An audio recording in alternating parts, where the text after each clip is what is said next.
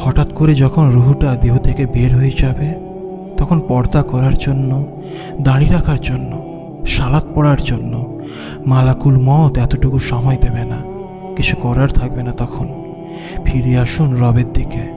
শ্বাসরুদ্ধকর মোনাজাতে কেঁদে কেঁদে চেয়েও যে জিনিসটা আল্লাহ আপনাকে দেননি, ভাবতে পারেন সেই জিনিসটা কতটা ক্ষতিকর ছিল আপনার জন্য? নিশ্চয়ই আল্লাহ উত্তম পরিকল্পনাকারী। আলহামদুলিল্লাহ। প্রিয় বোন, আপনার স্বামীকে কখনো অন্য পুরুষের সাথে তুলনা করবেন না। অন্য পুরুষটি যদি আপনার জন্য কল্যাণকর হতো, তাহলে আল্লাহ তাকেই আপনার কাছে পাঠাতেন।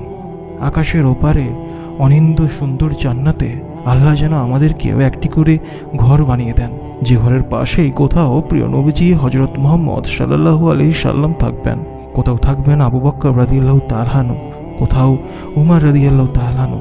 আমরা সেদিন বলবো, দুনিয়াতে আপনাদেরকে আমরা ভালোবাসতাম, জান্নাতে এসে একদিন আপনাদের সাথে মিলিত হওয়ার স্বপ্ন দেখতাম।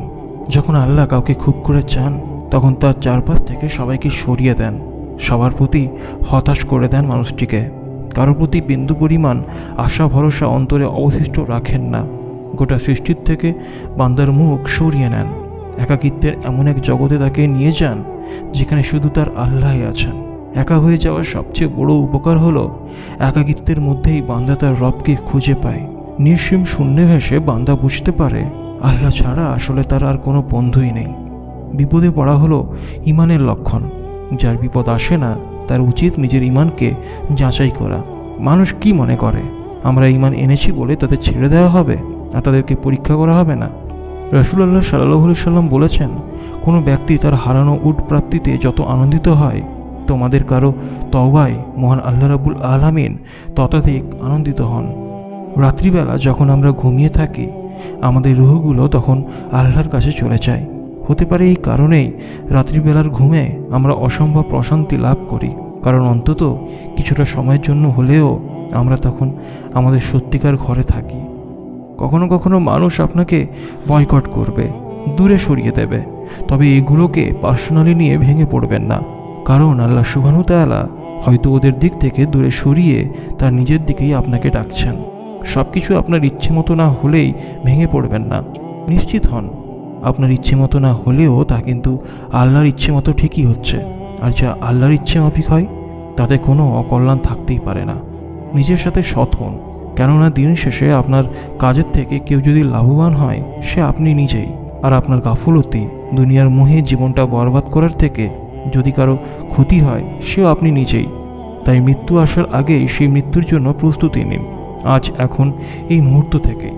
আর যখন মানুষকে বিপদ স্পর্শ করে, তখন সে শুয়ে বসে বা দাঁড়িয়ে আমাকে ডাকে, অতঃপর আমি যখন তার বিপদ দূরে সরিয়ে দিই, তখন সে এমনভাবে চলতে থাকে মনে হয় যেন তাকে কোনো বিপদ স্পর্শ করার কারণে সে আমাকে ডাকেইনি। এইভাবেই সীমা লঙ্ঘনকারীদের জন্য তারা যা আমল করত তা শোভিত করে দেওয়া হয়েছে। আপনি অসুস্থ হলে আবার সুস্থ হওয়ার আশা রাখেন, খাওয়ার পর আবার খিদে পেলে খাওয়ার আশা রাখেন, নিদ্রা থেকে জাগার পর আবার নিদ্রায় যাওয়ার আশা রাখেন, পথ হারালে আবার পথ খুঁজে পাওয়ার আশা রাখেন, রাত হলে আবার দিন হবার আশা রাখেন। তাহলে কষ্টের পর যে আবার সুখ আসবে, সেই আশা কেন রাখেন না? হে আল্লাহ, আমি ছাড়াও তোমার অনেক বান্দা আছে, কিন্তু তুমি ছাড়া তো আমার আর কোনো রব নেই। তুমি যদি আমাকে ফিরিয়ে দাও, তাহলে আমি কোথায় যাব? হে আল্লাহ, আমি আপনার কাছে চাই এই দুনিয়া ও তার পরবর্তী জীবনের সমস্ত কল্যাণ। হে আল্লাহ, আমি আপনার কাছে চাই ক্ষমা, আরও চাই আমার আখিরাত ও দুনিয়াবি প্রতিটি কাজে আপনার রহমত ও বরকত। ও আল্লাহ, আপনি আমার দুর্বলতাগুলোর ওপর পর্দা রাখুন এবং আমার হতাশাকে সহজ করে দিন। ও আল্লাহ, আপনি আমাকে নিরাপত্তা দান করুন, সামনে থেকে, পিছন থেকে, আমার ডান দিক থেকে, আমার বাম দিক থেকে এবং ওপর থেকে। আমি আপনার কাছে আশ্রয় চাই নিজের উপর দুনিয়ার আধিপত্য বিস্তার থেকে। ভালো থাকার জন্য 5টি নিয়ম মেনে চলুন, ক্ষমা করতে শিখুন এবং মানুষকে ঘৃণা করা থেকে নিজেকে বিরত রাখুন। আল্লাহর উপর পুরোপুরি ভরসা রাখুন এবং দুশ্চিন্তা ঝেড়ে ফেলুন। নম্র ভদ্র হন এবং সাধারণ জীবনযাপন করুন। আপনার যা আছে তা নিয়ে কৃতজ্ঞ থাকুন। ভালো কাজ করুন, কিন্তু পুরস্কার শুধুমাত্র আল্লাহর কাছে আশা করুন। আনাস রাদিয়াল্লাহু তাআলা থেকে বর্ণিত, তিনি বলেন, রাসূলুল্লাহ সাল্লাল্লাহু আলাইহি সাল্লাম বলেছেন, আল্লাহ তাআলা যদি তার কোনো বান্দার কল্যাণ করার ইচ্ছে করেন তাহলে তাকে কাজ করার তৌফিক দান করেন। প্রশ্ন করা হলো, হে আল্লাহর রাসূল, তিনি কিভাবে তাকে কাজ করার তৌফিক দেন? তিনি বলেন, তিনি সেই বান্দাকে মারা যাওয়ার আগে সৎ কাজের সুযোগ দান করেন। দুনিয়াতে আমরা যা চাই তা কি পাই? না, পাই না। যখন যা চাই তা যদি না পাই, হতাশ না হয়ে নিজেকে স্মরণ করিয়ে দিন, এটা দুনিয়া, জান্নাত নয়। সব কিছু পাওয়ার জন্য জান্নাত তৈরি করা হয়েছে, দুনিয়া নয়। সেই জান্নাতকে হাসিল করার জন্য আমলনামায় নেকি দিয়ে পূর্ণ করতে থাকুন। ইনশাল্লাহ সেই জান্নাতেই আপনার অপূর্ণ চাওয়াগুলো পূর্ণ হয়ে যাবে। যদি এই মুহূর্তে সত্যি আপনার কাউকে প্রয়োজন হতো তাহলে আল্লাহ আপনাকে এক্ষুনি তাকে দিয়ে দিতেন। যেহেতু দিচ্ছেন না, তার মানে স্টিল আপনি একা এগোতে পারবেন। সুতরাং ফোকাস হারায়েন না। আল্লাহ কাউকে সাধ্যের বাইরে কিছু দেন না। যারা অহংকারী, কিয়ামতের দিন তাদেরকে পিঁপড়ের সমান মানুষ করে ওঠানো হবে।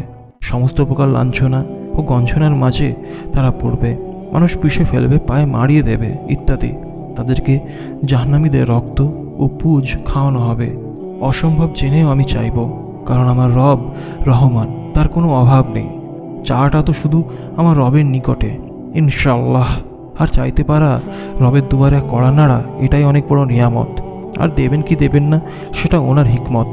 আমার প্রচেষ্টা আমি অব্যাহত রাখবো ইনশাআল্লাহ, কেননা হতাশা আমাদের জন্য হারাম। দোয়ার উত্তর নিয়ে চিন্তা করবেন না। যতক্ষণ আল্লাহ আপনাকে দোয়া করার ক্ষমতা দেন, এটি তার রহমতের চিহ্ন। একটা সময় ছিল যখন লোকেরা বলতো, কেউ যদি নিজের সম্মান বাড়াতে চায় তাহলে আল্লাহর দাসত্বের চাইতে সেরা কিছু পাবে না। আর কেউ যদি নিজেকে লাঞ্ছিত করতে চায় তাহলে আল্লাহর অব্যাহততার চাইতে নিকৃষ্ট কিছু পাবে না। রিজিকের পেরেশানি যদি মনকে আচ্ছন্ন করে ফেলে, আকাশের পাখির দিকে তাকাবেন। তারা জানে না কোথায় গেলে তাদের খাবার মিলবে। তারা শুধু জানে ছুটতে হবে আল্লাহর উপর ভরসা করে। আপনিও ছুটুন আল্লাহর উপরে তাওয়াক্কুল করে। রিজিক যে মিলবে সেটা শতভাগ নিশ্চিত। জীবন নিয়ে অভিযোগের শেষ নেই আমাদের। এটা পাইনি, ওটা পাইনি। অবসরে, বিশেষ করে নিঃসঙ্গ মুহূর্তে এক এক করে মনে পড়ে জীবনের সব হিসেব না মেলা ঘটনাগুলোর কথা। অজান্তেই গ্রাস করে বিষণ্ণতার হতাশা, হৃদয়ে রক্তক্ষরণ হয়। অনেক সময় এই অপ্রয়োজনীয় দুঃখবিলাস খুলে দেয় পণ্য আসক্তির দুয়ার। আপনি হেঁটে বেড়াতে পারেন, মনের অনুভূতিগুলোকে গুছিয়ে শব্দের মাধ্যমে প্রকাশ করতে পারেন। চোখ দিয়ে দেখতে পান, কান দিয়ে শুনতে পান।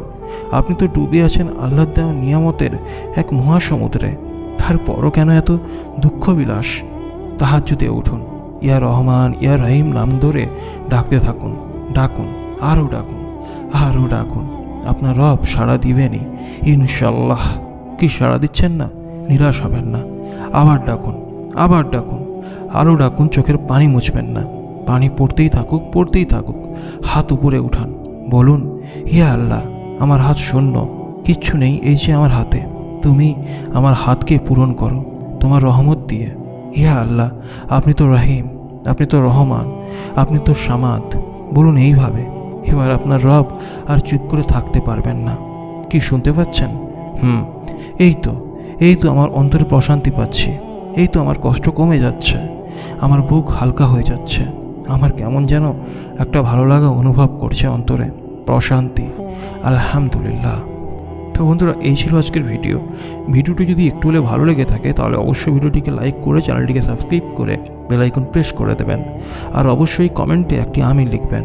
তো চলুন, দেখা হবে পরের ভিডিওতে।